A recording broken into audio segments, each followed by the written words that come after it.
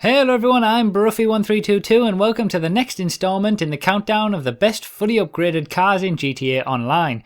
If this is the first video you've seen in this series, click the annotation below or the link in the description and everything will be explained in the intro video. Otherwise, let's continue from where we finished off last time. So in the previous video we saw that the car in 81st position managed to get a lap time of 1 minute 16.904. And just ahead of it in 80th position we have the Rakoto, which manages to get a lap time of 1 minute 16.888. Now this is our 4th place SUV and it's not too bad, you know, it's quite well balanced. It doesn't have anything amazing in terms of straight line speed or cornering speed, but it's just well balanced across all of it and it's quite nice to drive as well. It's not on the pace of the top SUV, but it's not too bad, you know, it beats a lot of other SUVs before it as well.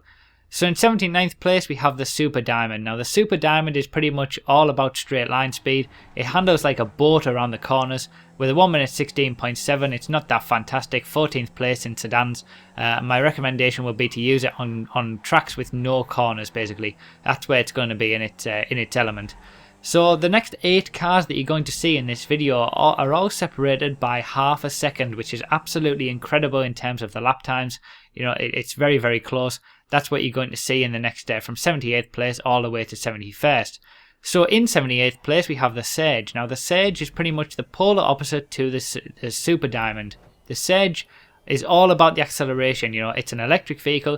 It doesn't actually have a transmission upgrade available to it, but it does have the spoiler upgrade available, and that's what helps it around the corners. With a 1 minute 16.3, it's not going to do very well on tracks with lots of long straights, but it certainly do very well on tracks with that need a lot of acceleration and have very tight sections.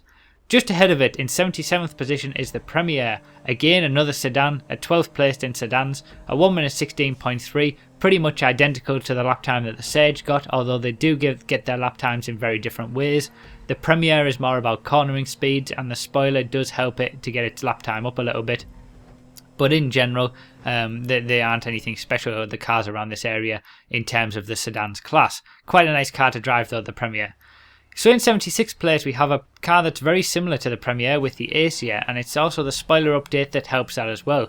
With a 1 minute 16.2, it's only a tenth of a second quicker, and we've seen 4 sedans in quick succession in this video, from 14th all the way to 11th. Again, you know, we're still only up to 11th place in sedans. There's still quite a lot to go that are a lot quicker, but you know, they're all very close in this area, the cars in this area, and they're not too bad to drive as well. So in 75th place we have the Panto. Now the Panto is all about acceleration, and it's our 2nd placed compact car as well. The Panto can certainly be used in compact races to challenge for wins. With a 1 minute 16.1, you know, the spoiler definitely helps the Panto elevate itself above the Blister and the Issy when they are all fully modded. And you know, it's not too bad, especially on tight tracks similar to the Sage as well. In 74th place we have the Radius. Now this is our 3rd placed SUV, and with a lap time of 1 minute 16.078, you know, it's very very close to all the cars in this area. It would be interesting if we could race all of the cars that are in this video all together. It would be interesting to see what a race with all of those different characteristics of cars would be like. But at the moment we can't. The Radius is 3rd place in SUVs, not too bad. It's all about the cornering speed with the Radius. And in 73rd place we have the Stratum. Now the Stratum is our 10th placed sedan with a 1 minute 16.070. It's pretty much exactly the same lap time as what we've just seen from the Radius. Now the Stratum doesn't have a spoiler for it, but it does have 4-wheel drive, which is what helps it in terms of cornering and acceleration. But again, you know, it is only 10th in the sedans class. It's nothing special at the moment. We aren't into the top spots for sedans just yet. So in 72nd place we have the Baller. Now this is the new version of the Baller. We've already seen the old version in the previous video, and with a 1 minute 16.007, it's, you know, it's pretty much no different to what the Radius and the Stratum have just achieved. The Baller is all about the straight line speed, whereas the Radius, which is 3rd placed in SUVs, is more about cornering speed. They do have very different characteristics, but they are very close on lap time as well. So, you know, they're almost identical, I guess you could say, the 2nd and 3rd placed SUVs. So in 71st place to finish off this video is the Rhapsody. Now the Rhapsody is our first placed compact car. This is our winner in compacts with a 1 minute 15.9. It's the first vehicle to break that 1 minute 15 barrier.